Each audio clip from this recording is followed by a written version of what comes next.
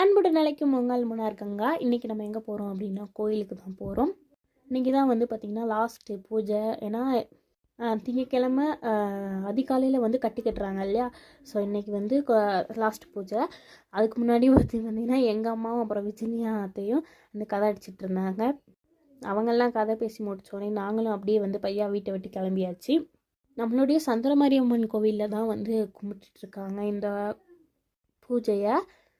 போகையில் வந்துங்க எல்லாம் அன்னதானம் சாப்பிட்டுட்டு இருந்தாங்க. அப்புறம் அம்மனையுமே பார்த்து கும்பிட்டுட்டு நம்மளும் சாப்பிட்றதுக்கு எங்கடா இடம் இருக்குது அப்படின்னு பார்த்து உட்காந்து சாப்பிட்டுட்டோம். சோறு, சாம்பார், பப்படம், அப்புறம் வந்து ஊறுகாய் கொடுத்துருந்தாங்க. இதை வந்து பொது பூஜைன்னே சொல்லுவாங்க. அப்புறம் நாங்கள் போனோடனே போன்ட்டு எல்லா பூஜையுமே முடிச்சுட்டு அப்புறம் பூ வச்சு எல்லாம் பண்ணிட்டாங்க. அப்புறம் பஜனை பாட்டு. இதோட வீடியோ வந்து பார்த்திங்கன்னா நம்ம சேனலில் நான் வந்து ஃபுல்லாகவே எல்லாத்தையும் அப்லோட் பண்ணுறேன். கண்டிப்பாக லைக் அண்ட் சப்ஸ்கிரைப் பண்ணி சப்போர்ட் பண்ணுங்கள். அப்புறம் வந்து அந்த படிக்கட்டு இருந்துச்சு பார்த்திங்களா, அதில் எல்லாமே சூடை ஏற்றி சாமி கும்பிட ஆரம்பித்தாங்க. ரொம்பவே மெய்சிலிருந்து போனேன். அவ்வளோ அழகாக இருந்துச்சு.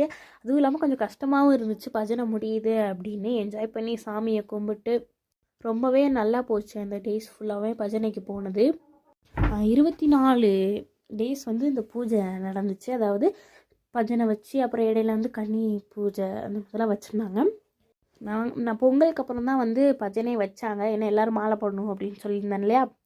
இந்த 24 நாளுமே ரொம்பவே அழகாக சூப்பராக நல்ல ஒரு இதாக இருந்துச்சு.